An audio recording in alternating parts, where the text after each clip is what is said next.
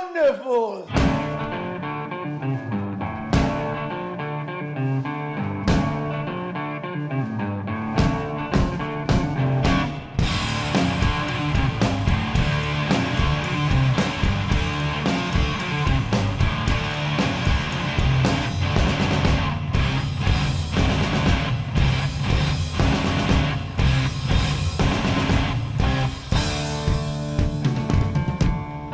Oh yeah, here we go. It's another episode of the Good Bit Podcast, and it is our top 15 movies of all time.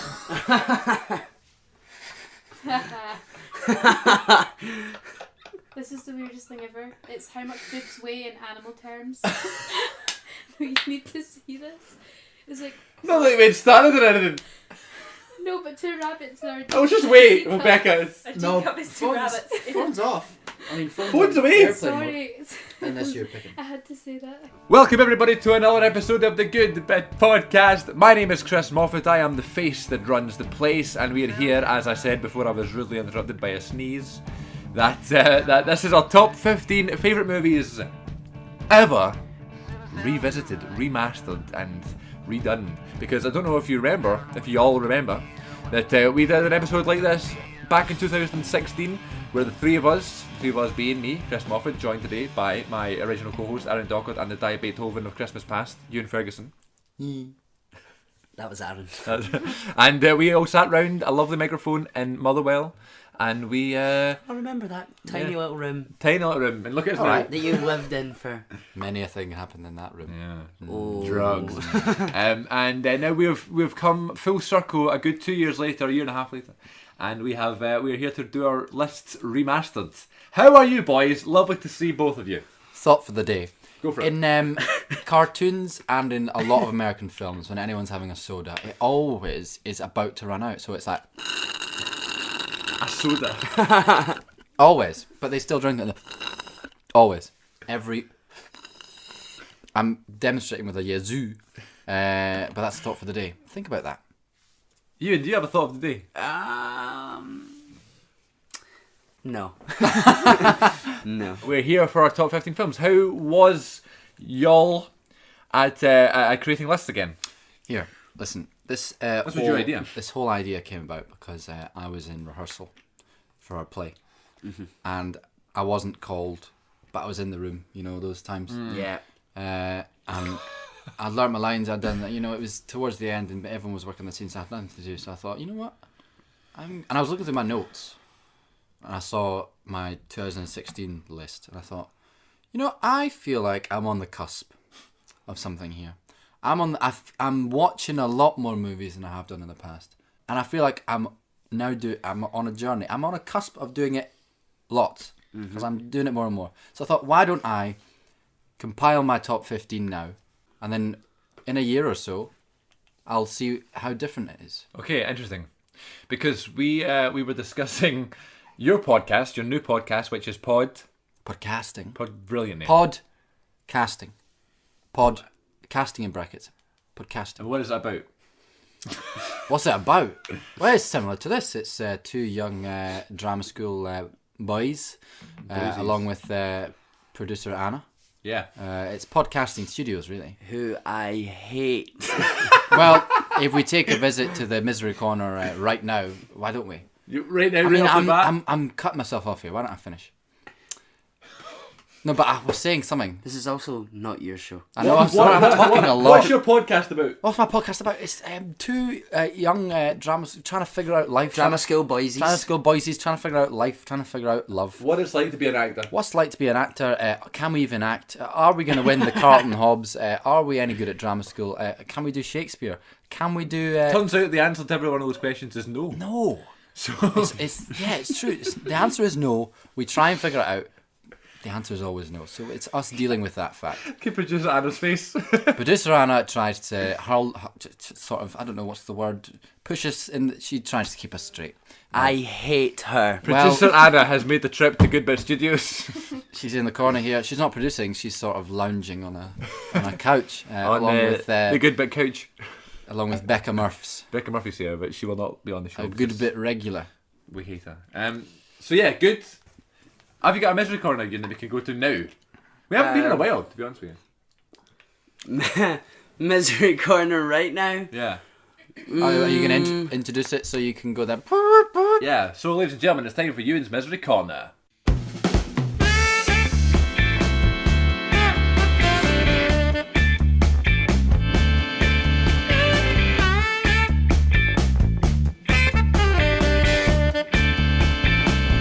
First time in 2018.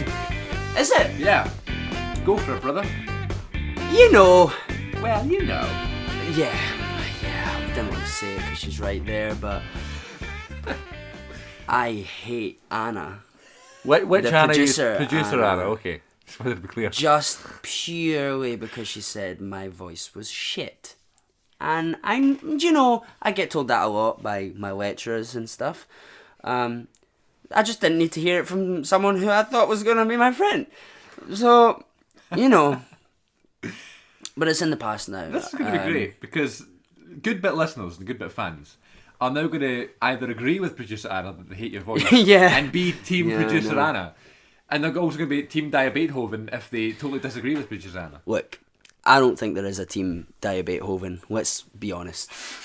I just moan and I cough and I just ruin things for everyone.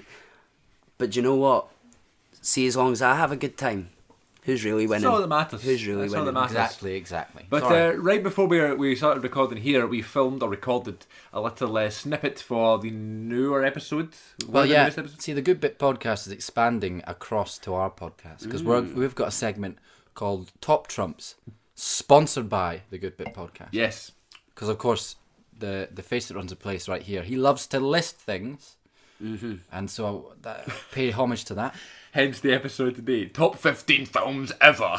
I know. I love listing things What a too. question, though, because things like you forget films, you remember. you do. them, do you know what I mean? Like I Yeah. looked at. You sent me my list from 2 years 2 ago. years ago, and I looked at it and I was like, really? Yeah, me too. Mad Max must have- Fury Road was an odd choice. No, that's staying. Is it Was staying? that one? Yeah, no. Yeah. That was my number 15. Oh, was Yeah. And that's where it's staying. Good. Really? Okay. So without further ado, Okay, let's do it. So what we're going to do here, similar to last time, but instead of reading out listener suggestions, we're just going to say, well, go fuck yourselves. And we're going to rattle through choices 15 to 11 each, and then we're going to go 10, 10, 10, 9, 9, 9, 8, 8, 8, all the way to 1. Ning, ning, ning. And Sorry. yeah, I'll kind of try and remind you all. So if what's your emergency? Ning, so you ning, want to ning. start? You want to start, Ewan, since you kind of were talking about it there. If you want. Yeah. Go Okay. on. Go for it then. So Dia Beethoven, you're 15 to 11. Okay, 15 to 11. Number 15, this might come as a surprise, but it's Mad Max Fury Road. Whoa! Yeah. Just it's very aesthetically pleasing. I really like it. I enjoyed it, seeing it in the cinema. I've only seen it twice, but yeah, good film. That would have been a great one to see in like 4DX or Oh, something. no, it just looked good in the cinema, you know. I'm sticking by this. Number 14, Anchorman 2. It's also your pick. Yeah, also my pick before, just because it's Will Ferrell and Yeah. he'll be coming up again. Be coming later around on. the mountain. Number 13, staying the same, No Country for Old Men. Ah, yes. Classic. That has been bumped off mine. Number 12, I'm going to put in Clockwork Orange. Whoa, really? That's a controversial one. Yeah, watched it recently. Yeah. I've never seen Um, it. Don't want to. watched it recently and I thought, you know what, I like it. So I'm putting it in. Good. I think it's good. Number, what was that? I think it was that was your Oh, that number was two. okay. So this is my number 11. Number 11, the High School Musical franchise. Oh, Very good. well, Very I'm good. not doing that. Well, I mean, You're doing. I see. Because I've watched all the High School Musicals recently, Yeah. like all of them. I have a new love for all of them, and I have an Yeah. equal love for all of them now. Okay, So I okay. couldn't possibly. and if you want to listen to us talk about the High School Musical franchise for an entire hour, episode 30 of the Good Bit podcast is still available on iTunes and will soon be available on YouTube. And myself, Dia Beethoven, and Sexy Nips herself, Leanne McMaster, we talked about the High School Musical trilogy for an entire hour, and it was one of my favourite episodes, hardly listened to by anybody. So That's all right. fine. That's all right. That's all right. That's fine. I feel like this whole process is going. You know what? No, I'm gonna stand by this. Or let's stick it the same. Because when I was making it, I was like, "Oh, I like that film, but No one else did. No, you know what? Fuck it. Fuck it. Listen, Fuck him. that's going to be the case here, where I think most times it's going to be this has changed or this is different. So just take it with a pinch of salt. If anyone remembers that first edition, pretend you haven't. Or if anyone remembers my top 10 of 2017, forget that. Why? I've You changed it. No, this list is going against that. Do you I want don't have in? to answer. Phone in, put it on loudspeaker. Okay. Hello? Hiya, Hi. how are you? I'm okay, how are you? I'm okay. How was your audition? Yeah, it was good. Went well. I'm with Chris Moffat just now doing a podcast. You're you're live on podcast. Live! I am live! I'm actually. Yeah. Do you want to go see The Shape of Water at 8:30? You'll never believe it, but I've just seen it. When? Today. Oh, what? After my audition, yeah. Don't do it, Ross. Don't do it. Right, okay, much love. Don't bother See ya. with Super Water. See you in a bit. Bye, love you. High School Musical, I'm sure will pop up on mine later on, but that's a little spoiler. Oh, cheeky monkey. Aaron, you want to do your 15 to 11? Oh yes, okay. Let me get my note. Yeah, because book. you went old school. You've actually written it down with a pen Yeah, I enjoy that And more a than notes. on the old iPhone. Yeah, that's Yeah. what I used to do, but no longer. Yeah, sign of the times. Go. I feel a bit crazy tonight. I'm a bit off What? the wall. I'm just What do you sort of, as soon as the microphone starts, I'm just talking Yeah, a load of shit. I do miss you on the good bit because you used to bring some crazy comments. Crazy yeah. Some crazy comments. That's Crazy what comment to Dockard. That's what what I I call want. you. Crazy Right, go. 15. Right. 15. My 15 is School of Rock. Okay. Oh. It's iconic. It's Jack Black.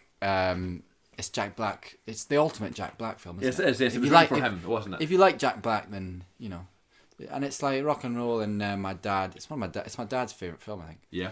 And we watched it together, and it's good fun. And it's just it's really good story. It's just Yeah. really good. And one of these films it's always on, It is always on. and you can just watch it. It was played relentlessly in high school in music on like the last day Yeah. before Christmas It's or it's New Year iconic. or whatever. Yeah, they just play it in music in school. 14. Pulp Fiction. Whoa, it's gone up a bit. It's gone down actually. Well, that's what I mean. Oh, up. Yeah, as in yeah, up in up in- numbers. yeah, Yeah, yeah. it has. It has because I don't know. When I made this list in 2016, I was just discovering Quentin Tarantino. So Yes. all his films were very high up because I was sort of like, wow. Yeah. And Shit, sorry. you've forgotten about Quentin Tarantino. Yeah. Well, there's 10 more. But to be, I've got one. I've just. What are you talking about right now? Sorry. Pulp Fiction. Yeah, that's what I need to put it in. So yeah, it's not that I like them any less. It's that You've discovered more films. I guess I've discovered more. Yeah. And I'd never seen films like he made before, and no one makes films quite like Tarantino. But there are similar films. You know what I mean? Yeah. At the time, though, I was blown away. So, but Pulp Fiction still in my top 15. 13, Wolf of Wall Street. That has also gone up or gone Yeah, down. it However has. you look at it. It was like number 2. It was last time. really high up. Yeah. Yeah, It was mine Ewan's was- number 2, I think. My number 4. Really well. Last time. I still love the film.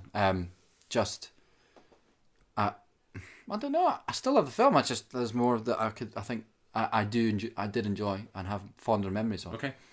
I still think it's a Scorsese. Classic, and you watch it every Classic. day. I used to watch it a lot. I don't know. I just enjoy watching it. Yeah, I don't know why it's gone down so much, but I still like Right, it. there you go. I don't know. 12 August Osage County. That's also gone. It was really high up Yeah. because Which is the film itself isn't spectacular. It's good, really good film, but I show it to everyone and I watch it as a sort of acting masterclass from Meryl Streep and the whole cast. It's an amazing cast, and the way they filmed it, they were all in the same place. It was like a play. They rehearsed it and they were all in the same place for a long time, and they lived in the same apartments. It's really like an actor's film. Okay. Funny you talk about that because I was going to put that in your podcast, your podcasting podcast, Could be just the And top my- 5 theatre shows there. in my top 5. Oh, theatre you've shows, seen 'cause the I went to theatre see show? I went to see it at Was it Dundee. amazing? Yeah, it was really good. I never got to see it. The set was really cool. Yeah, it's a really good play. Yeah, Really funny, really dark. yeah. Really, really good writing. So it's a good film. And number 11, Three Billboards Outside Ebbing, Missouri. Whoa. Nice. It really that film. I couldn't stop thinking about it. Wow. Yeah. I Had you seen it when we had that FaceTime chat the other night? I think I just. You just because I remember because you were. I'm sure you said you were going to go and see it. I think I hadn't seen it yet. No, see that's weird. And I saw it, and not to give any spoilers away, but you know when the song Chiquitita comes on, and it's after that moment. You know the moment. I'm not going to spoil anything, but when around about that peak of the film, I was just like in tears, just like, oh my god, this is too much. This film must see it again. It shook. I'm shooketh. The reason it's not in my top 10 is because I'm hesitant to put it there right now because I know I'm caught up in the hype. And it's brand new. It's brand new. That's why it's maybe not on my list either. It's nominated, and that affects me. I'm like, oh, it must be good then. But I genuinely think it's an instant classic, and the writing is spectacular. Brilliant. There's my top. Okay. 15 to 15 to 11. My 15 to 11. My number 15 is Boyhood. Richard Linklater film. Is that gone? It has a couple of spaces. Yes, it has. It's one of your favourite films. I just haven't watched it in a while. You ever get that? Like, yeah. You've been watching other things more often. It's like, well, it's still one you love, but maybe not as relevant right now. Yeah. I love every single part of that film. Linklater is arguably my favourite director. Yeah. Like, I just feel like everybody says that Tarantino's their favourite or whoever's their favourite, so it's nice to get someone different. And I do love every one of his films, so why not? Left field. Number 14 is The Polar Express. Aha. Tom Hanks film, who doesn't play every character, and it is a film that I've watched every single year at Christmas time. And the reason it's not higher up on this list is because I didn't watch it this past year at Christmas. I really wish I did, but it really makes me feel so Christmassy. It is the beautiful animation, the beautiful music. My number 13 is Borat, because it just makes me so happy, and I feel like it's along with Step Brothers is another one where I'm just having a bad day and I can put it on and it cheers me up. And Borat is one of those ones because it's so ridiculous, and I have that sense of humour where if I see something I will mimic it forever and ever and ever and will not stop going on about it. Borat you can quote, you can talk about, and you can make fun of for all time, so that's why it's on my list. My number 12 is Eternal Sunshine of the Spotless Mind. This is a new addition to the list. The Jim Carrey film with Kate Winslet, where they can erase memories and stuff. Oh, nice. Oh my days, what a film. There's never been a time before where I've watched the film and literally rewinded it to the start and watched again, since I was a little boy anyway, and it's a long film and it made me want to watch the whole thing again just to find new things about that. I think you said that about Grand Budapest Hotel. You just rewatched it instantly just to find new things about that film. My number 10 I did that with. Yeah. So yeah, that's why it's on there. It had such an effect on me watching this film for the first time, and I was up so late studying this film. Can't recommend it enough. And number 11, much like Ewan Ferguson, is the entire High School Musical franchise. Just had to, because last time I went back to make sure I recognised Ewan's old list. I wanted to send it to him to make sure he knew what he had done there before. And I remember saying, I didn't put High School Musical on the list because I thought it was serious. But this is serious. These films, you enjoyed these most. films affect me so much, and after we did the episode, a few months ago on the Good Bit, episode 30, it further solidifies my love for those films. We really do take High School Musical far too seriously. It's our life. But do you know what? Would you have it any other way? Not at all. So You there you see, you guys all love. I grew up watching High School Musical 1 and 2 on repeat, Yeah. and I loved them loads. But when I came to N-Clan, everybody seemed to love it more than me, and so I sort of but I do love it.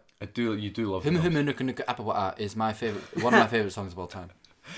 Some of these songs are genuinely some of my favourite songs of all time, because I do listen to them more than other songs. It's weird. Scream. Scream, brilliant. What? You tagged me in that the other night. Now or Never. Every day I've got a game Oh, with no, my friend. We just text the lyrics. Fabulous. Fabulous. We'll not get into it because we'll get carried away. I want it all. I love that one. I want it all. Don't want it to know that you want it. Brilliant. Okay, so we're ready for our top 10 now, lads. Okay, so we're gonna do it differently, aren't we, Chris? Yeah, we are. Go, tell them. Oh, okay, I'll tell them. It's an idea from podcasting's very own producer Anna, that we time each other. So you have 2 minutes. We'll say 2 minutes. 2 to 2.5. Why don't we say 1? 1.5, I was thinking. I'd say 1.5. Let's do 2. I've got a lot to say. Okay, 2. You get 2 minutes to talk about each film in your rank. Yeah. Yeah. I was going to say 1.5 to 2 because Yeah, you let's might be do able that. to do it Yeah, let's do quicker it. than Because I feel like Two maximum. Within that time limit, you're going to get the job done if you're Yeah. pressured. Yeah, well, you mean that's you fine. can do it in 30 seconds if that's all you need, but 2 we minutes. went rattled through 5 theatre Yeah. experiences on in the 2 last minutes. episode of the So So let's do it then, and we're going to go 10, 10, 10, 9, 9, 9, and we're going to spend Yeah. 1 minute and a half to 2 minutes on our picks. But no pressure to talk for the full 2 minutes. Just that's your So- max. Yeah, you okay. can't exceed this that. alone should take an hour. Is that Let's do it. Okay. is that it? Top 10, 6 minutes for each top 10. Oh Two, shit. two, 60 minutes. Great at maths, you and Di He is Beethoven, good, the he's math quick. wizard. Okay, let's get started then. Got an A. You and Ferguson, Di Beethoven. What is your number 10 favourite film of all time? Shit, I'm not ready. Three. This is a big deal. This is remastered. Number 10. Here we go, Number 10, The Revenant. Whoa, okay, go. It wasn't on my list 2 years ago, although it was out. You had seen it, yes. Yes. So But then that's what Aaron's saying about We watched I don't know. it in, we watched it together in the cold cinema. in the cold cinema. Freezing cinema. Conveniently cold. Yes. We've seen a lot of films together. Yeah. Or a fair few. BVS, Dawn of Justice. My favourite. Yeah, I just think it was really clever. I wasn't like, I didn't think, oh, this is so amazing, but I did think it was really good. Yeah. And the whole natural lighting thing. And I watched it again recently. Is I it need only to rewatch natural it. light? Yeah, it's all shot in natural light. yeah. No light. I did not know So that. it's like they've got half an hour a They day only to- shot like an hour each day. Yeah, crazy. And there was a time. I have to rewatch it. Must rewatch Yeah, so I rewatched it because someone was talking about it. I rewatched it and I was like, yeah, that's really good. Not quite the same as in the cinema, but No. good. it. Okay, great. That was only a minute and 3. That's good. We There should you keep go. that up. That's minutes all you need. Yeah. Really. Aaron Dockard, number 10. My number 10 is a film called Patterson. It's by a director called Jim Oh. Jarmusch. Adam Driver film. Adam Driver film. Came out in 2016. I watched it in January. I watched it a month ago. And it is one of the ones that I then watched 2 more times in the space of a couple of days. Just because I just wanted to find out more. It's one of these films where nothing happens but everything happens. It's about a bus driver who writes poetry. It's beautiful. It's a beautiful film. I really wanted to see it for my top 10 of 2016 and I never did and I still haven't. Yeah, it's really inspiring. It made me want to write poetry and sort of, I don't know, see life for what it is. Because he just sits back and he has his routine and he just Right. watches life go by.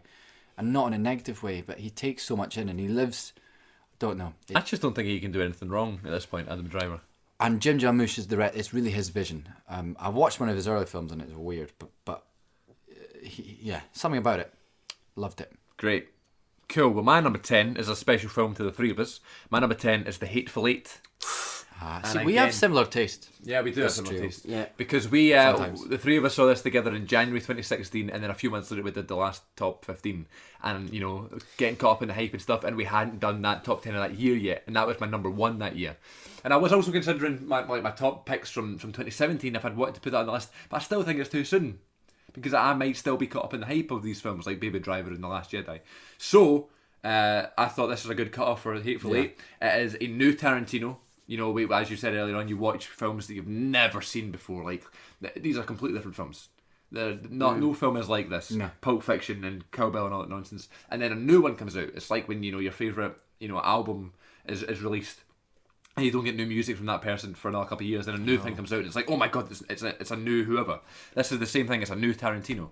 And I love the cast, I love the comedy, just hits all the right spots. Great experience. We went to an abandoned cinema in the West End of Glasgow and we had couches and glass bottles of Coke.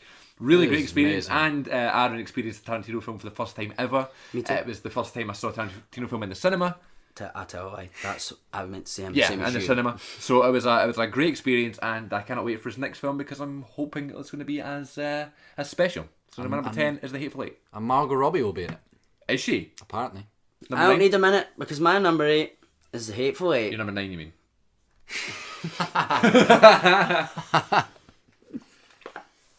My Ewan, number what's your 9 is Born Supremacy. Go! I just love all the Bourne films. Actually, I think Ultimatum is a better film. That's my favourite But one, yeah. I just like Supremacy because I remember watching it. I had it on video and I watched it with my dad. I'd watched the first one with my dad and I watched the second one. I was like, wow, this is amazing. Wow. I just like Paul Greengrass. I think it's really, the way he films He it's did really the first cool. one as well, didn't he? Yeah, he did them all. He didn't do the Ultimatum. I'm certain he did. He did do Ultimatum. Did he? Okay. He didn't do Legacy. I don't think. And the new one. I think he did. He did the new one as well. He's just doing everything. Paul Greengrass. Well, it's like he made it. Yeah. That's him. He does the way he films it, and it's like you're going with the punches. Yeah. And I did think in the last one though it was too much. I've not even seen the last one yet. The last one I was like, wow, I can't see what's going on. Okay. But Born Supremacy, good film. Good. Aaron, number 9. Number nine is La La Land. Whoa. Brutal. Here, listen. I can't believe that made your top 10. You know, I made my top 10 because I remembered back to when I watched it, and I just loved that film. I saw it 3 times in the cinema, and I sort of forget how much I love that film because it got all this Oscar buzz and everyone seemed to love it, and it got swept up in a hype thing, and some people didn't like it, and some people here didn't like it. And I was sort of thinking, oh, maybe I don't.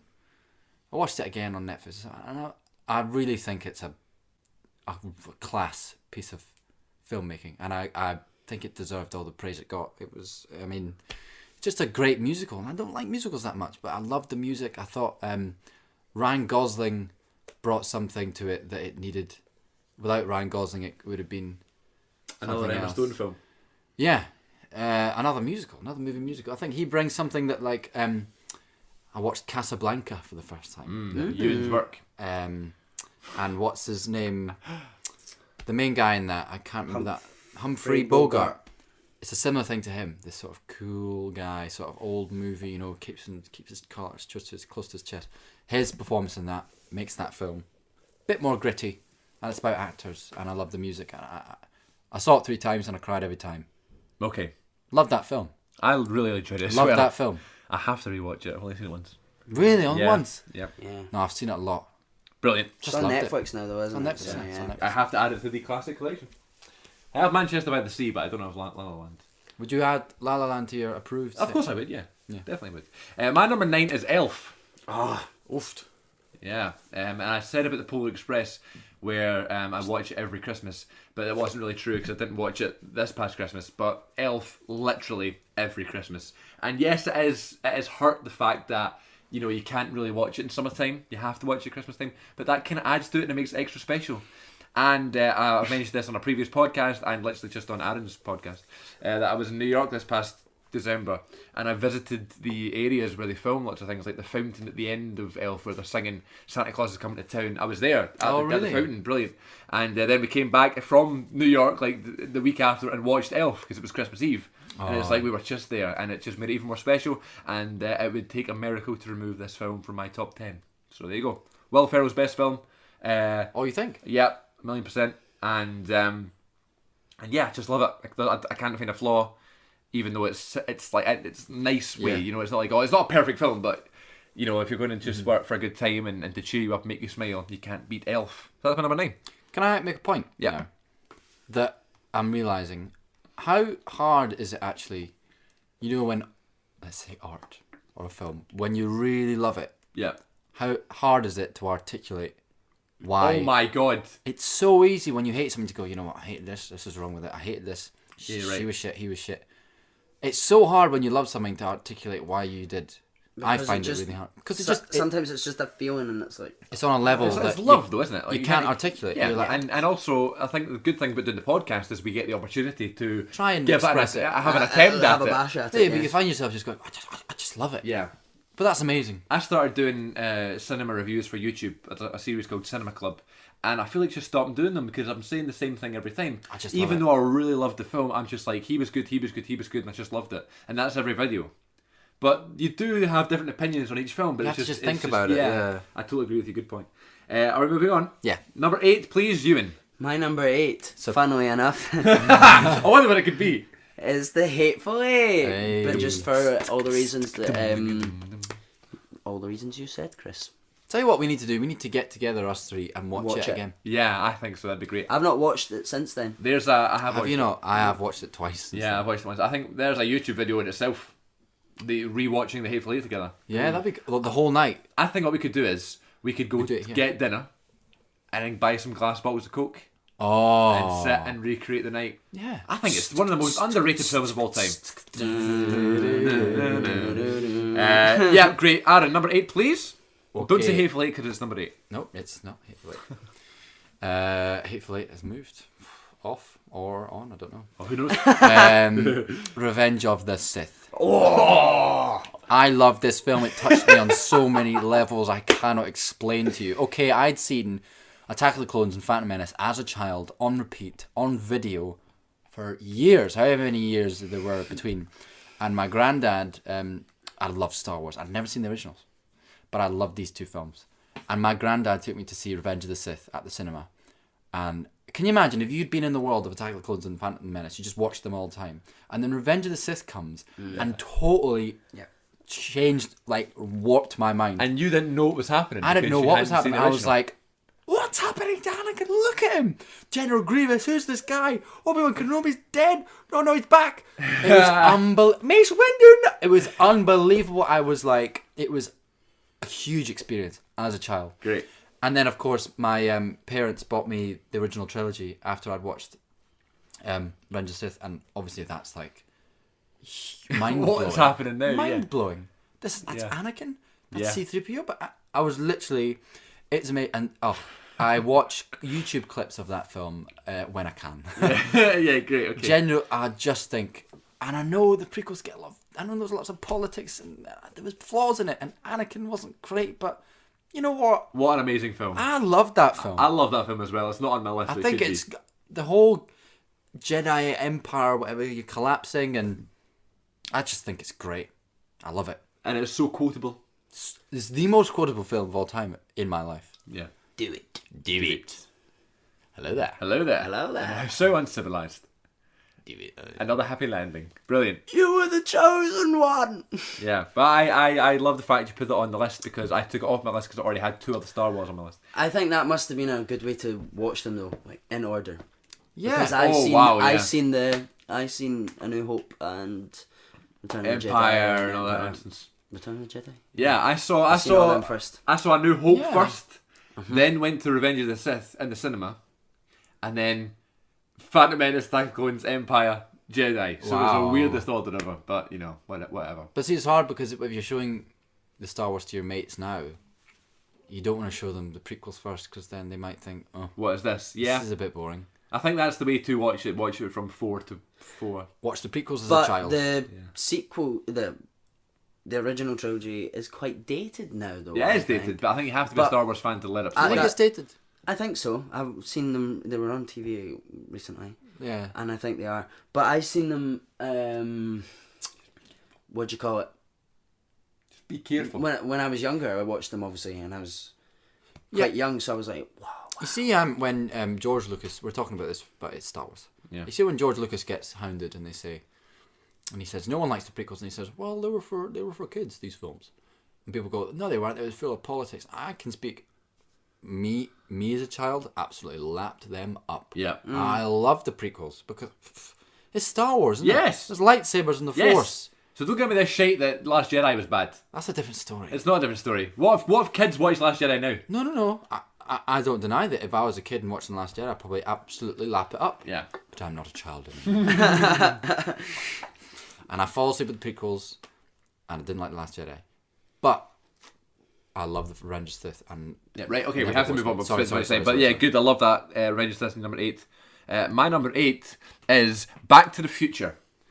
still never seen it. You hadn't seen it. What? I know. You hadn't seen the last thing either.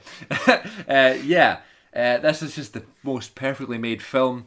You take one subject matter, being time and time travel and all that good stuff, and a relationship between a boy and a guy who he looks at as a father figure, and the adventures that they get up to, going back in time, back to the present day, and then later films going literally to the future, to the year 2015, which we have now surpassed, which is very depressing.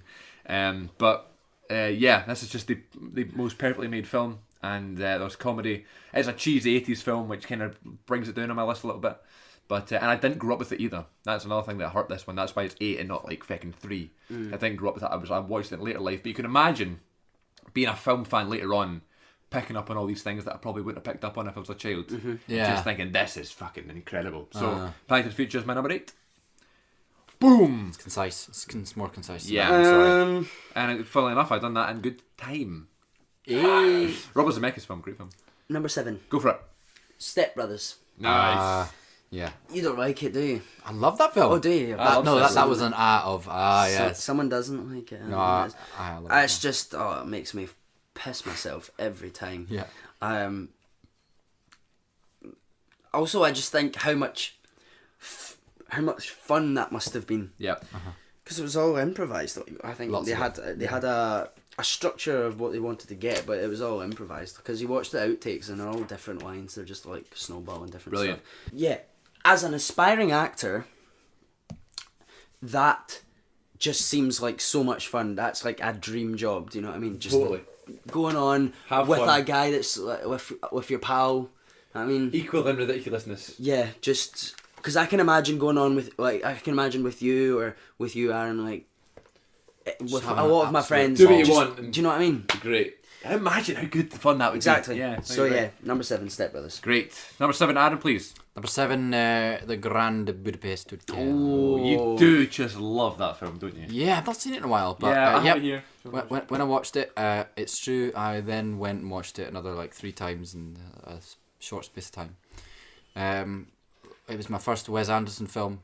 I've since seen more, but I still think that stands the test. That's gotta be his best It will one. stand the test time, big time. It's such a the aesthetic. Yeah. Yeah. And it fits the story and fits the world. I mean, I don't know. It's Yeah. just Very Well, Wes Anderson. Yeah. very Wes Anderson. Well, Ewan and I and Bad Bitch Becca and Ali Balibi, we did an episode that was out a couple weeks ago, and we were talking about films that are going to be considered classic films in 10 years' time, and my first thing came to mind, Grand Budapest. Yeah. That this will go down in history as one of the best films ever. I think so. Yeah. It's beautiful. It's like and of course I'd never seen a film like that at the time, and I remember just thinking, what? This is just. It's just when you see a film that is like an idea or you'd never even dreamed of. You're Yeah. like someone's come up with this, and it totally changes your perception of what is possible on film. Great, yeah. It's huge. That's Cool. my number 7. I love it. And my number 7 has already been mentioned. My number 7 is Pulp Fiction. Oh. My favourite Tarantino film, still to this day, even after seeing The Hateful Eight. And it's because when you're younger, you hear that Tarantino is this big, scary director that only does films that are 18 plus. So you're not allowed to watch any of his films. And then when I eventually started becoming a film fan, a film follower, and starting collecting films, one of the first films I bought on Blu-ray, I started collecting a Blu-ray collection of films. Much more than I do now. I used to have loads that I just buy just because they were cheap and stuff. Pulp Fiction was one of the first ones I bought because I wanted to see it and I'd heard so much great things about it. And you can imagine my first reaction watching Pulp Fiction because you've had that recently too. But you just hear so many good things about it and you're just expecting it to be something, and then it is everything you expect it to be, but in also, a different way. It surpasses. Yeah. That opening scene. Oh, the it's just- opening, the when it comes down and Miseru, what's that song? Yeah. Huge. I'm just thinking Black Eyed Peas. Yeah. It's Pump just it. epic. I think this is the first time that I've been with yous on the podcast since seeing it. 'Cause you hadn't seen you it. always talk about Whoa, it. and I really? hadn't seen Oh, here. Talk it, about so it. I've watched it. Yeah, I loved it. Just blows you away, doesn't It's it? just It's epic. it's everything that a Tarantino film should be. Yeah. That's what got him his reputation, I think. I mean, it was 94 Yeah. as well as early in his career, so... John Travolta, not a big fan, but like Oh, he's so good in that film. Class. great. Uma Thurman. Samuel Jackson, Yeah. Jackson, Uma Thurman. Just so good, man. Christopher Walken's scene. Where does that Yeah. come from? The Watch, yeah. So amazing. So, yeah. Winston Wolfe, is that his name? I don't know. The guy, the cleaner guy. Yeah. And Harvey Keitel. Harvey Keitel. Bruce Willis, isn't it? Bruce Willis's story is so like you don't think Oh of. my god. You don't think of that when you think of Pulp Fiction, Yeah. but then you remember it. Yeah, Yeah. Brilliant. Pulp Fiction is my number 7. Number 6, Ewan. Yubo Fergo. Number 6. Yeah. It's confusing with the numbers. Yeah, Isn't it? and I'm trying to like shift in and out Yeah. new ones. So 6, you're 6 now. Number 6 is going to have to be Chronicle. Oh, yeah, yes. this was high up. Was it number 1 last time? No, that was my number 6 last time as well. Oh, it's just high up. Yeah. It's just I don't know what it is about it. Like, I think growing up, I've always loved superhero films.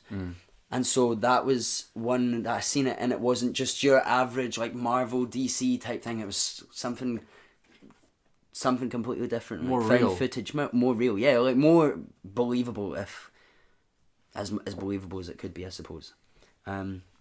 Yeah, and I do quite like the indie hand, to be fair. Yeah. In that film, anyway. I'm not a fan. In that film, he's pretty good. Yeah, but last time we did this episode, this was on your list, and I hadn't seen it. Yep. And now I have.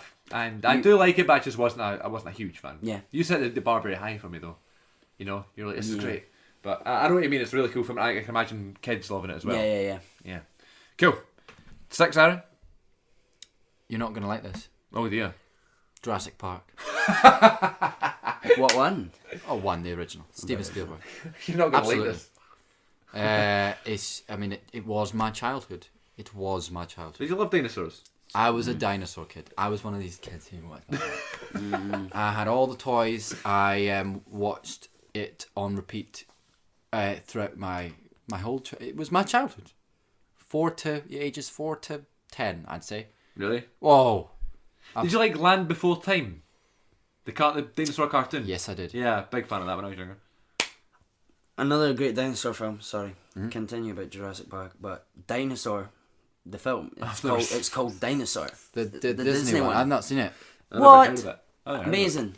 Yeah. Watch it. I was Watch it. very disappointed No. with them. That's my recommended one. I Sorry. was very disappointed with Jurassic World. Really?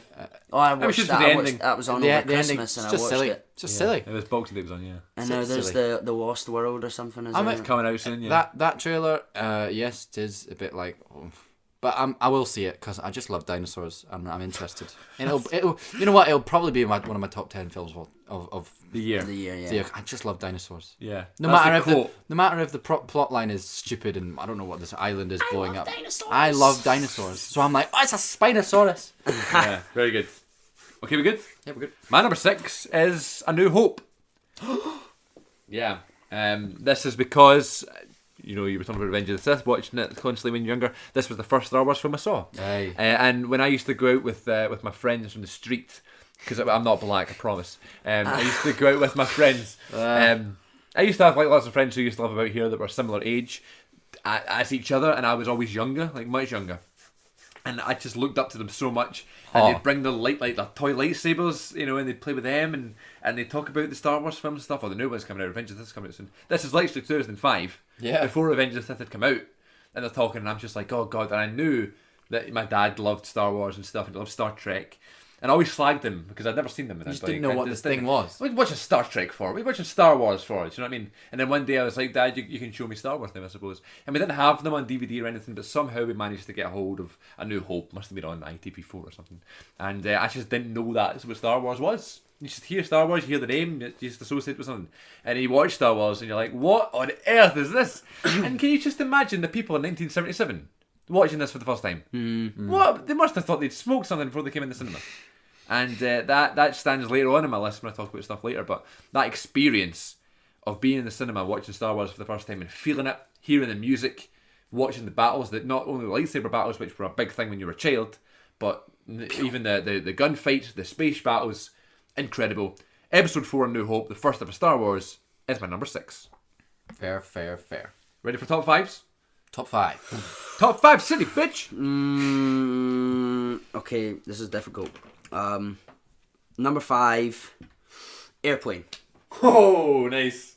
It's went down a bit since last year. That's okay. Since 2 years ago, even. I don't think you've given it a fair enough chance, I Aaron. haven't. But Have you got a Blu-ray player in London? or Or a PlayStation? no. Do you know, it's just so absurd. Absurd? Absurd. It's so absurd. Yeah, How do you know. say absurd? It's so absurd. It's so absurd. And you just have to accept that and go along with it, and then you can enjoy it. Yeah. Do you know what I mean? I know I haven't given it a fit, but it's become a thing that I don't like it now. So I'm just gonna keep it. It's just I know. ridiculous. I didn't have a good experience watching it because it was in halls and it was on an illegal website, so it wasn't great quality, and I think I'd eaten something rotten. Really bad, yeah. I was watching it. You can't go into airplane thinking I want to see space battles and, you know, airplane crash. And That wasn't what I was. I knew it was a comedy, obviously. No, it's a classic. Leslie Nielsen, God rest his soul. God rest his soul.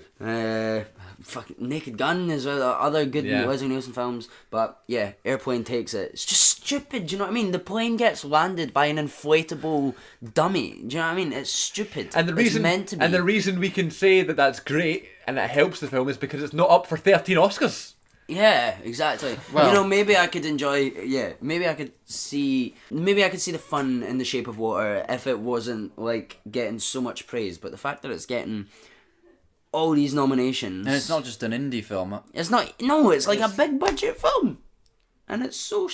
Bollocks. So yeah. Anyway, Airplane, my number 5. Great. Where are we now? You 5. Yes, I'm 5. Shut up, audience.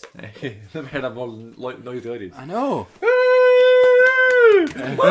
Number 5, Aaron, please. My number 5 is Annie Hall. What? Yeah. Okay. Yeah. Is this a new thing? Yeah. Yeah. I know this is a thing of can you enjoy the work of someone who is bad? Yes. Well, you're gonna have to because it's pretty much every film ever that's produced by Harvey Weinstein. Yeah. Yeah. And Woody Allen made some fucking great films. Yes, yeah, I have to It's kind of try and. It's great writing. The whole Weinstein thing, you just need to kind of be like, don't even think about it. Like, it would just ruin films. Like the Kevin Spacey thing. Like, Yeah. it's going to ruin so many films. You just can't think about it, or the film's ruined for you. Or you're letting it affect you. Yeah. Yeah. But you know, it's a terrible thing. But I'm not going to go into all that. But I can't help but love Annie Hall. Woody. It's the classic Woody Allen film. Yeah. And I discovered Woody Allen sort of last year, and I just think it's the best writing. It's so fast and it hooks you completely. It's the Jewish comedy. I don't know. I love it. Cool. Have you seen it? I haven't, no. I really It's on want to. Netflix. I will watch it. Oh yeah, so it is. It's what? Give it a watch. I will do. It just I don't know. Makes you want to go out and have coffee. Okay. Do you know what I mean? If I'm ever cold and want to go to Costa, I will watch Annie Hall. No, honestly, do it because it just makes you want to go. I want to go live in the city and talk to people. Okay, cool. Great stuff. My number 5 is Home Alone 1 and 2. Oh, Okay. Yeah. I think this was number 6 or something last time, but yeah, I get the same sort of reasons as Elf, except these films kind of mean a little bit more to me, especially because when I was younger I had the videos and I had the DVDs and stuff, and I would only skip to the scenes of where the bad guys and the burglars came to the house. And I wouldn't watch the whole film, really. I just, like, obviously I would do if I was watching the full film, but if I had a spare half an hour, I knew I could watch those scenes. You know, it would help me go to sleep at night. It would help me, you know, it would cure boredom just to watch the funniness of Macaulay Culkin fighting off these two burglars. And still to this day, it makes me laugh more than any other film, I think. You know, even at Christmas time when you watch it at Christmas Eve, you watch Home Alone 1 or 2, or both if you're lucky. I managed to get both this year, which was great. But then, like, on Christmas Day, it's always on TV, and you're watching it with the rest of your family. If you're around, you know, for dinner or whatever, you can watch it there. And I don't know, it's just there's a special connection you have as a youngster with Macaulay Culkin. You know, being so rebellious and menacing and so smart, and you just fall in love with him. So, shame he's a junkie now. And he's reformed. he has a little bit, yeah, he has. It's just a shame. But I love Daniel Stern playing Marv, Joe Pesci playing Harry. And then even, as I said, I was in New York this past year, seen lots of the sights and sounds of Home Alone 2. Great stuff. And yeah, very, very, very special films to me. And that's why they're my number 5, joint winner 1 and 2. Because I can't pick. It's always like flavour of the month. Like this week I like Home Alone 1 better. You can't pick. So it's like High School Musical. You can't choose. So yeah, Home Alone 1 and 2. Sorry, I was on my phone now. I was checking trains quickly. That's good. Sorry, I've been on my phone. Yeah. You, number 4. My number. What am I doing? Go for it. See, this is the bit where you just need to have sorry. the courage of your conviction. Yeah, number 4. 3 billboards outside. Oh my God. Holy I God. respect you for that choice. Do you know what? See when you said about getting caught up in this whole buzz thing? Fuck that. No. Okay. Do you know what? I watched it. It made me feel things. I I'd say I'm not that. I wouldn't say I'm a very emotional person. Things agitate me sometimes, but Yeah. I was like, ah! And there's not Wow. even. Do you know? There's not even like Very good. that much of a resolve because you don't even. What, you like? Do you know what I mean? Yeah. There's no. There's no. Nothing- But, do there's you know? no- I was like, I'm happy. They've made their peace. Like I've made my peace. You felt connected to those characters. Sam Rockwell, who So good. Oh my I've God. seen in a couple of things, but I was just like, do you know what? He's You great. are class. And Ross Donachie, shout out. Yeah. Always is. I think it's his favourite actor. And Oh, really? yeah, Always he goes on loves about him. Sam Rockwell, and yeah, I can see why he was amazing. And I'm playing his part in a new show. Yeah, brilliant. It's great. That's yeah. I'll be very, very surprised if that's not in my top 5 of the year.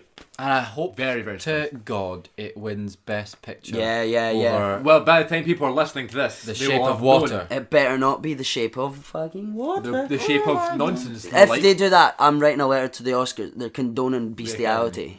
yeah. That'll be my point. And people go, oh shit, yeah.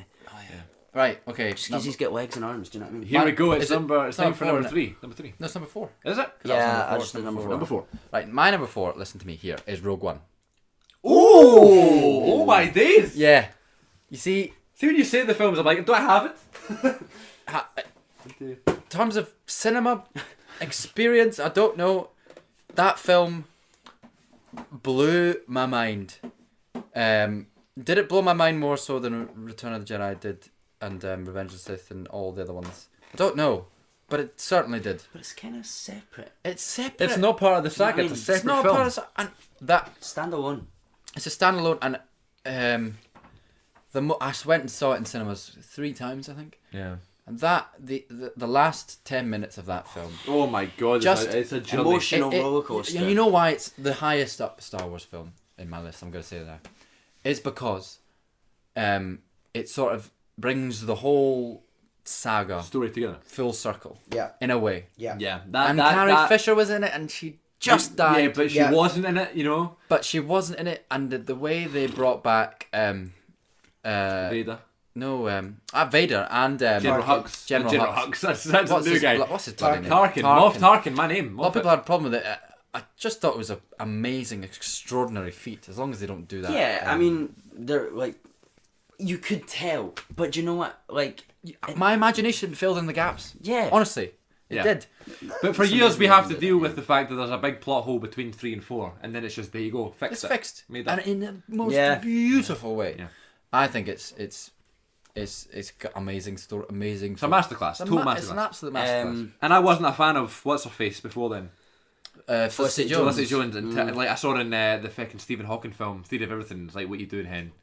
And that film is just blows you away. Oh my God, she's so good. I think it's got one of my favourite scenes Ever. Yeah. What you see?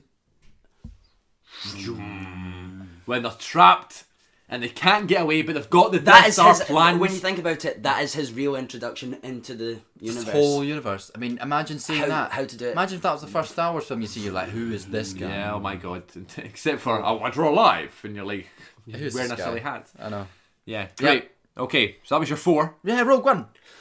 Sorry, just going back Go to for that. I think it's more impactful to us though because we know who he is. Do you know what I mean? Absolutely, and that film is more impactful because we are into Star Wars and we know all the other Yeah. gaps Of that course. it fills in. You know what I mean? And the wee references are there for you as well. Yeah, you know? yeah. But you know what? I am a Star Wars fan, and it hit me on many levels. And you were saying, like, when you're younger, the kids would love the prequels more, and we don't necessarily love that. I don't know how kids would perceive Rogue One No, pretty dark, I think that you know? was one was- for the adults. It's for the fans that have grown up. Yeah. with that. Yeah, good point. And let's say Star Wars: Last Jedi is for the kiddies. And for And you Chris like me, Moffat. partly. Yeah, okay, great. My number 4 has also been mentioned, so I don't really need to spend much time on it. My number 4 is Airplane, Oh baby. my favourite boy. comedy of all time. Ewan talked about it, summed it up perfectly. It's so daft, but you get away with it because it's meant to be like that. It's a spoof of disasters. It's not. Surely you can't be serious. I am serious, and Ewan, please don't call me Shirley. Just brilliant, man. Just the most. Surely you can't be serious. I mean, Give it another chance, Aaron. Just the most perfect writing, the perfect humour, the perfect actors. Who are these people? Do you know what I mean? Leslie Nielsen, before he did Naked Gun. Would you like cream? Nah, I take it black, like my man.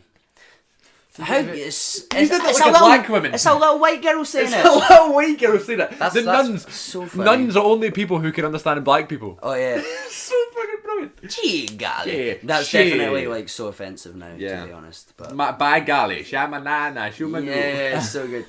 Amazing. So Aeroplanes for number 4, the greatest comedy of all time.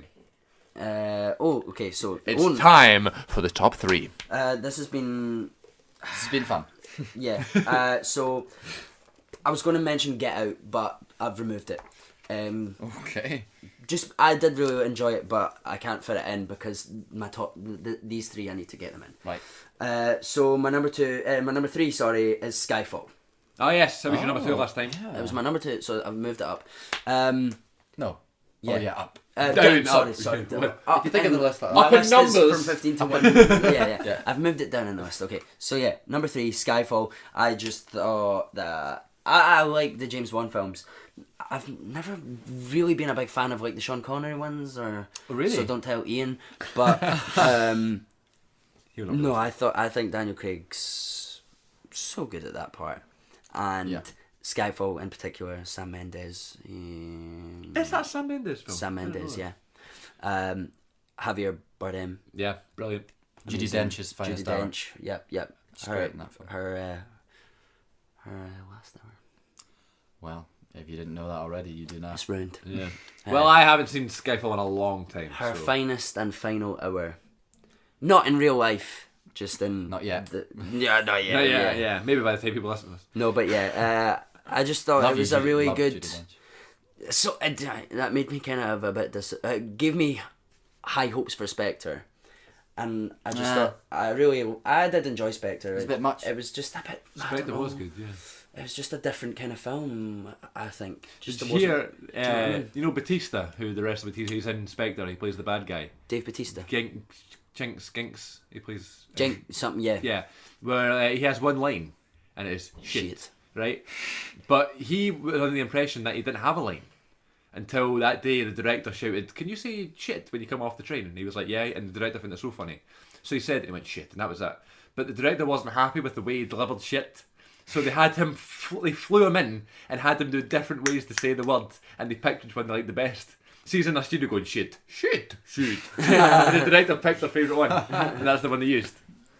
Which Yeah. is bonkers. What film's that? Spectre. Spectre. Yeah, but you're top of Skyfall, sorry. But yeah, number 3, Skyfall. Cool. Aaron, number 3? Keep checking I'm not saying the wrong thing. Right, my number 3 is for the cinema experience that I'll never forget. And I'm sure you've never forgotten it. But I clearly will remember it for a little bit longer than you guys. Because my number 3 is Hateful Eight. Brilliant. I can't... And it's 3 because of the 3 of us. And also, it was slightly different for me because it was, you're right in saying, my first Tarantino experience. And what an experience. Yeah. I need to watch that. Some people say... Don't watch it until... The 3 of us. We should... I want to show Anna it this week, though. She's not seen it, and I think she needs to see it. Are you a Tarantino fan? Don't let her... She's not allowed to speak. Producer... Nod. Yeah. No, it's a lot of people, Tarantino fans, when I say Hateful Eight, they go, "Oh, that was a long one, wasn't it?" No, I'm like, no. See, I never forget that when the music was happening and we were in that cinema. What were you thinking when it was opening? And I was thinking, oh my god, this is epic. What is this? Like, this is epic. It's that opening scene. An That hour opening long. shot. Opening shots can stay with they make movies sometimes. And it doesn't move though. It's a good couple of minutes. Good. And it's getting wider and wider. And it's the snow, and it's the cameras that they used. Obviously, it was the whole reason they ratio. I don't know. I don't know what the millimeter thingy was, but it's 75. huge wide He shot. just loves breaking the rules, doesn't he? And that's why he fell out with Cineworld. Yeah, he did, didn't he? But an epic. I can't wait for this thing. I can't wait until that is made into a play. Yeah. And because you could do that, couldn't you? Yeah. and I'm casting it when I'm 45. Yeah. I'm putting that out right now. Yeah. Tarantino. Can I play what's his face? Buffalo Bill. Yeah, him. What's the Well, cut actor's my name? legs off and call, Call me me Shorty. Shorty. Yeah. Goggins. Walter No. Goggins. Is that Walter the actor? Goggins. Yeah, yes, Yeah. yeah. He's so good. He's so I good. saw him in a film recently. I watched Shanghai Noon. Yeah, The Owen Wilson yeah. and Jackie Chan. And Walter Goggins popped up. I was like, oh, chop my legs off. Call me Shorty. I'll my play number Samuel L. 3. Jackson. Cool. My number 3 is my number 3 because it's my favourite trilogy of all time. And it is the one and only Rush Hour. Oh, Brilliant. okay. Rush Hour has always been in my top 3, like always, since I saw them in 2007. And then this past Christmas, my lovely sister bought me the Rush Hour trilogy on Blu-ray. And, they did a fourth one, yeah, they are doing a fourth one with the same cast, so it's not like new people. But how did I don't know. But anyway, yeah, with Brett Ratner film, and I just always, it was like I associated that with going to the cinema with my mates, you know. Like actually, I went to see Rush Hour 3. I don't even know if I saw 1 and 2 before then, but I saw Rush Hour 3 with all my friends. It was the first time I got to go to the cinema without my parents. I just felt so cool. And then there's the music and the dancing, and then the fight scenes add to it. But then you go and you watch it and you see it actually is a good film. There is good writing, there is good direction, and it gets slated. And I kind of love films that get slated sometimes because it's like, okay, let's find But ways it's you my- love it. yeah. And I like it. I It's ended up my- just for me. I just ended up being like, this is, why does this get so much hate? It doesn't even get so much hate, but it's not regarded as a great buddy cop film, but it's one of the best ever. The relationship they two have, Jackie Chan and Chris Tucker, is beyond anybody else's chemistry I've ever seen in a buddy cop film. Don't give me Beverly Hills Cop, don't give me whatever else you want to talk about. This is the one. Mall Cop. Mall Cop. Or whoever, what other buddy cop? Bad Boys. This is the one. Bad Boys is good. Right, Bad Boys is great, but it's Police not Academy. It's not as good as the Rush Hour trilogy. Rush Hour, a black guy and a Chinese guy. Get together and Yes. walk into a bar, and that's fine. And also with Ahead of its time. that Blu-ray that I got for Christmas, there is audio commentary from the director on all 3 films, and I watched the film, and then I went back to the start and I watched the film Wow. again with the commentary on all 3 films Wow. this year, and within a month. But Awesome. how do you feel Brett Ratner? He was another one outed. Has he Or been? people were saying stuff about He him. does look a bit creepy, but I mean, he did hand it into me, so. And you. Fair enough. That's a fair point. Yeah, so there you go. He's just brought 3 great films into my life. I forgot how much I loved the second one until I rewatched it, and the third one isn't set in Paris, so what can you say? There you go. Number 2. Number 2, please, Yubo. My Business number end. 2 is Manchester by the Sea. Holy Hey God! now, I'm gonna watch that this week. You know what? Do you know what? For Not a lot makes me cry.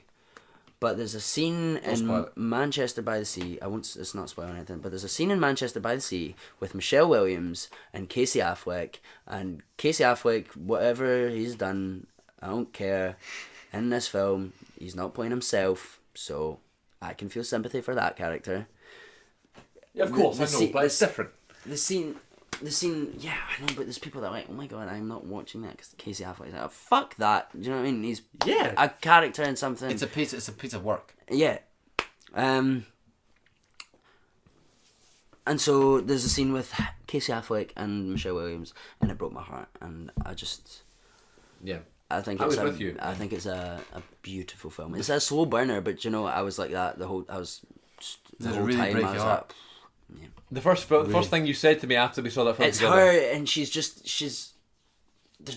they're not even arguing, but they've not seen each other in a while, and it's just like, oh. Yeah. And then when you find everything out, and it's like, oh. The first thing you said to me when we left the cinema together was, I cried. It's like what you said. Did you cry big time? Yeah. What's your number 2, Aaron? Oh, here, Goodfellas. Oh, That's a new one for the list. I've never seen it. Is because and it's weird because Goodfellas has replaced Wolf of Wall Street in my list, and it's sort of his. There's similar films, but I think Goodfellas is cuts above. Yeah. Yeah, it. Have you seen it? I've seen Goodfellas. Have you seen Goodfellas? No. It's again. We're talking about opening scenes having an impact on you. This is one of the most impactful opening scenes ever. I mean, just watch it on YouTube. It's horrific, and then it's the music that they play, and then I saw it in the BFI, which is a place that I love going to in London because you get £3 tickets if you're under 25. And they show they don't show films that are coming out. They show Classics. Yeah. Oh, that sounds so and good. I saw Goodfellas after. It was just an amazing evening, and I was so ready for it. And it was like seeing it in the cinema. It was like seeing it as people would have seen it in 1994. Yeah. Or something. Just an amazing roller coaster ride. It's an unbelievable film. Is that beside the National Theatre? It's on the South Bank. Yeah. Yeah. It takes Really you. cool. I mean, it's like a roller coaster. Yeah. That film. You're I just love like. I love the scene where he gets out the car and he hits him in the face with a gun. He just walks up and boom. Yeah. Spoiler. Yeah, just saying. It's I'd like say a- who and he. And I Could be anyone. There's loads of like gang crime films, aren't there? Like where someone they get killed and there's like let me take you to the park, buddy, and then they shoot, stuff like that. And I get a bit bored of it sometimes. Yeah. But this is the ultimate gangster Scorsese film. I don't know. It's unbelievable. Have you ever seen American Gangster? No. I was told to watch that recently. Apparently that's good. But just because we're talking about gangster film, I reminded that there. No, I sometimes get bored of gangster films. Like, Yeah, like I'm not Black a big Mass. fan. Black Mass, for example. Yeah. It's a good film, but I was like, Yeah, I'm not a big fan. I think that's why I've never watched like The Godfather or Goodfellas. I've never watched Godfather either. And neither have I. We should do that. We should do that together. Yeah. It's going to be the weekend of long films. I know. Yeah. Okay, my number 2, speaking of long films, this isn't one. My number 2 is Jaws. Yeah, It is indeed. Ooh, And I stand That's by... maybe one. Come on, you know it. Aye. And I stand by it. I think it's the best film ever made, and I'll tell you why. Well, What? it's surely be number one. Oh, well, yeah, it's the greatest film ever made, not favourite film ever made. Okay, go away. The way that it's ahead of its time again. Of course, the shark looks a bit silly, but it's fucking 1970 whatever, and 75, and I can just imagine going to the cinema and watching that. It's nothing ever had been created before then. The closest thing was the Nosferatu thing in Frankenstein, which is a black and white film, and it was so unrelatable. This is relatable. Everybody's been on that cruise. Everybody's been on a dinghy. Everybody's been on a float boat. Everyone's been on a whatever. And I've looked over the edge and seen the water and been like, oh my god, I could either fall in there and die, or there's going to be a shark to come and kill us all. Yes. Whether like what the age you ultimate- are or whatever, The ultimate fear. there's Yeah, that fear. Sorry. Because it's like if you were attacked by an animal in like a zoo or something, right? It's a different story, but a shark's still an animal. You'd see it coming. This animal come out of nowhere. It could kill you instantly. It could scare you. It could, you know what I mean? There's so many aspects. But then again, the human aspect of this film is that you're trapped. You're not trapped, but you're stuck on a boat with two other guys that you hate, but you're both out for the same thing, or you're all out for the same mission, the same objective. You have to kill the shark to save your town. And there's so much riding on it now because you've came this far. You have to do it now, and it looks like you're not going to be able to do it. And somehow you manage. And spoiler, and it's just the way that the Spielberg's done it, where like every shot you can see the water in some way, where they're talking in like in a house, and you can see it. Oh, You is can that a see thing? in nearly every scene. You can see the sea through the window, whether they're on the boat. You know, it's an over the shoulder shot, and the guy's talking, but you can see the water just there in case the looming. shark pops up. Looming. Brilliant film. The vulnerability of the kids. You know, there's a child on a beach running himself towards the water. Folk are just like, don't go there, there's a shark there, but they don't know because it's just a kid. They don't know. They don't know any better. So that sounded like a... I've never seen Jaws. I've seen like What? a bit of Jaws 3. Yeah. I think. Oh my. Don't watch this. Yeah, but I've never seen Jaws. There's another one, we'll do it. We'll watch Jaws together. Yeah. And it'll be... I'll We should explain have a to you movie why. day. But did you ever go to like an outdoor activity centre with your Yeah, school? yeah, or Deep Sea World is another one. Well, we used to go to Boervadoc, which is a place up in Helensburgh. And it's like an outdoor centre, and they do kayaking and sailing and stuff out on the loch.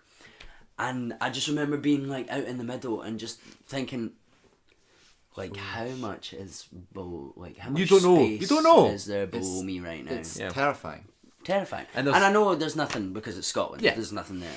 Yeah, But- except for the Loch Ness Monster. Well, yeah. Exactly, but it was a different loch, so... There is a scene where I was saying, you know, there's over the shoulder shots, and you just think, oh, the shark could appear. There is a scene where Brody is putting the fish into the sea, trying to attract the shark, and then it happens. It's an over the shoulder shot that's been there the whole time, and the shark does appear, and it's like, oh my god, it's brilliant. It is the best film ever made, and I'll stick by that forever. My number 2 is Jaws. It's time for the ones. I'm gonna predict in my head what it's gonna be. Yes, I know, You. and I'll tell you if I'm right. My number one. Yeah. My number one Yeah. is the same as it was 2 years ago, Yeah. and it is The Dark Knight. Boom. Boom. Boom. Just because I love Batman, I used to dress up as him all the time. Heath. Heath. Heath. God Yeah. rest his soul. God rest his soul. Christian. That performance that will go down in history, I Yeah. imagine. Christian Bale. Gary Oldman. Gary Oldman. Oh! Yeah. Morgan Freeman. What a good, like, I know. when you think about it, what a great cast. Joseph Gordon-Levitt. Joseph Gordon-Levitt. He's Rachel not in McAdams. The Dark No. Knight. He's in Dark Knight Oh, he's in Rises. Dark Knight. Maggie Thingy, Gyllenhaal. Gyllenhaal, Jake Rachel, Gyllenhaal's yeah. sister. She's shite and she looks like a frog, but she's fine. Yeah. So, like, Katie Holmes was not much better, but adequate.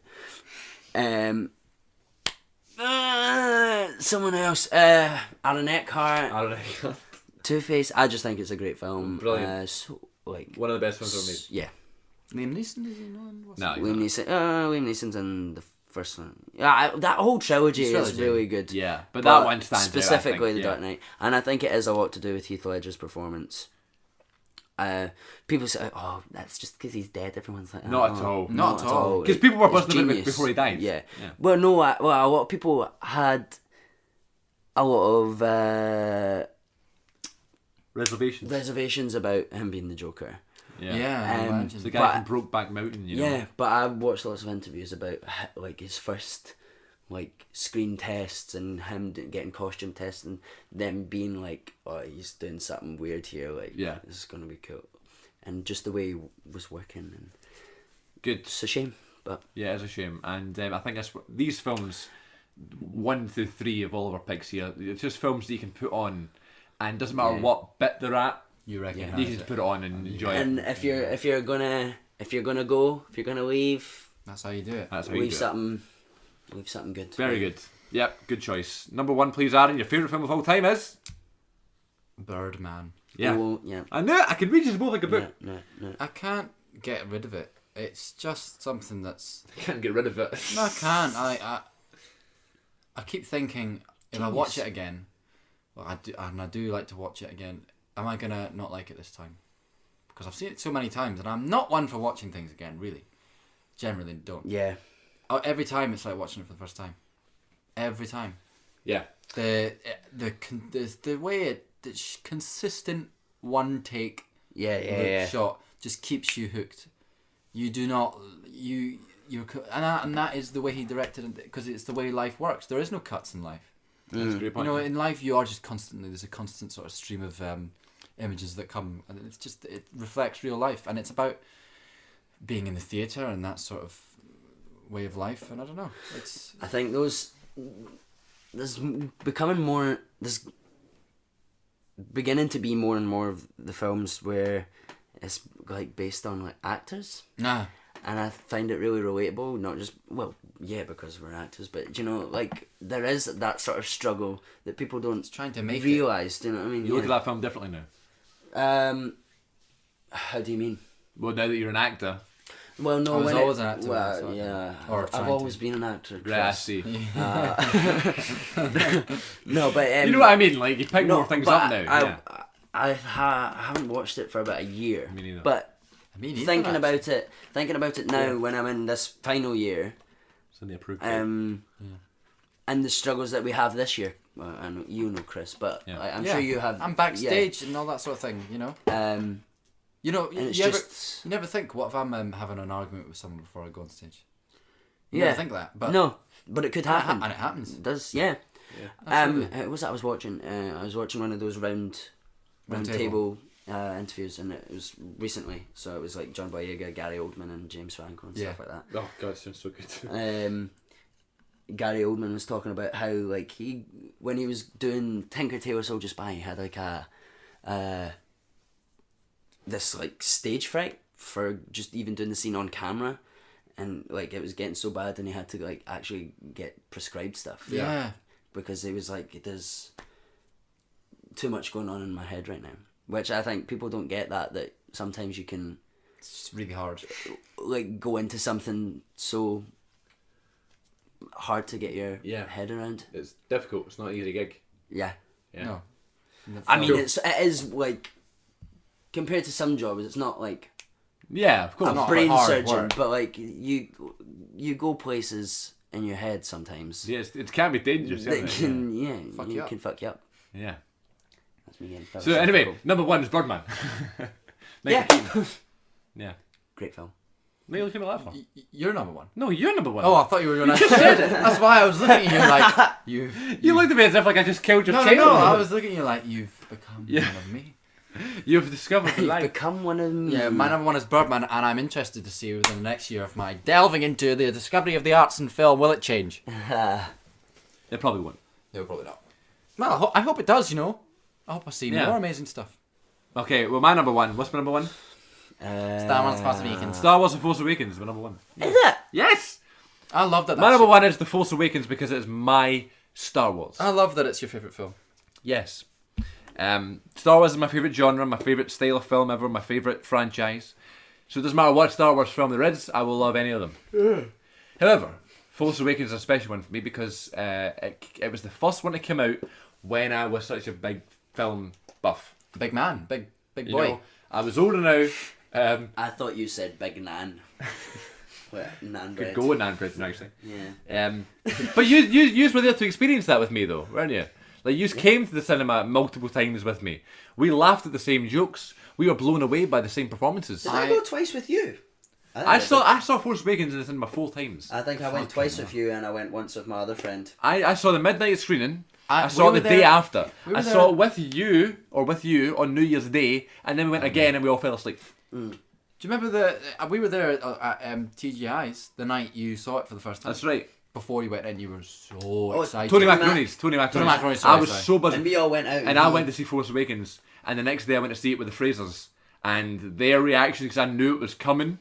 But then, like the first time, I have never experienced a feeling like that in my life. Really? Just that 2 hours 14 minutes of cinema, sitting in the cinema like near the front row, had great seats, loads of leg room. The place was buzzing, everybody was laughing, everybody was clapping. Ridiculous atmosphere. And then the next day when I knew it was coming, I couldn't wait to see it again. Seeing my friends' faces, you know what I mean? Just made it so special. I bought it on Blu-ray. I showed it to my sister. She fell in love with the whole Star Wars franchise just on that film alone. We met so many new people that we love, new actors, new characters. Whether what happened in Last Jedi or not, we loved them for that moment, you know. Yeah. And the music is Star Wars. It looks like Star Wars. John And Williams. you know what I mean? It's everything that I ever wanted to be a Star Wars film, and all the ones were lacking something. That film has everything for me, and that's why it's number one. Fair enough. There you go. I've done it in a minute 52. I can't believe that. It was on my list last time. It's not on my Yeah, it list was. this time. Yeah, it was. It's been replaced by Rogue One, I think. Yeah, well, that's fair enough. It's the same with a lot of people. A lot of people don't like Force Awakens because it echoes New Hope and stuff like that. But it's not the point. Like it's new and it's during my time. You know? I never had that sort of problem with it. Yeah. Not me either. Me neither. But you know what I mean. So there you go. Wow. We've us. made it through, and it's about the same time as the last one. I think it was about an hour and a half before. It's been a journey. Yeah, it has been a journey. So, and thank you for the audience for staying awake for the past hour or so. And yeah, thank you two for joining me in this great journey. It was your idea, Mr. Dockett, to do this again Yeah, it's And, been uh, so. Let's see. in 2 years. Well, let's say in a year. It'll be too similar. Maybe No, similar I enough. reckon I'm gonna try and see enough stuff But your to see favorite, if I can change it. but your favorite films are your favorite films. Yeah. You know? I'm still watching. We're still so young, boys. That's true. We're still discovering the classics. That's true. let alone what's coming out. That's We've true. not seen The Godfather. Well, I'll tell you what. I'll see you. Very true. I'll see you January next year when we do our top 10 of 2018, and we'll see if any of them could No, be you'll see potential. him before that. Well, you see, I know. but I'm saying this because my dad's mates were over and they're proper like film buffs. Yeah. And I was saying I'm doing a film podcast. Like, oh, you love the films. Like, what's your top films of all time? And I was saying along, they were going, oh, all right. I don't know if I've seen that. Have you seen this? And they were listing all these classic films that come out when they were, and I could recognise the names of most of them, but I'd not seen any of them. So there's more to discover, boys. There is more to and discover. gals, And out we there. will. And we will. So thank you everybody for listening to the Good Bit Podcast, the top 15 favourite films of all time revisited. And join us next time where we have another great topic of films to discuss. And I'm joined by many more young actors who are absolutely bonkers and I have no idea why they're joining me after about half an hour of recording. Until next time, I've been Chris Moffat, the face that runs the place, joined by the OG host of the Good Bit, Aaron Dockett, and the Dia Beethoven, Ewan Ferguson. Until next time, this is the Good Bit Podcast. Always remember to recognise.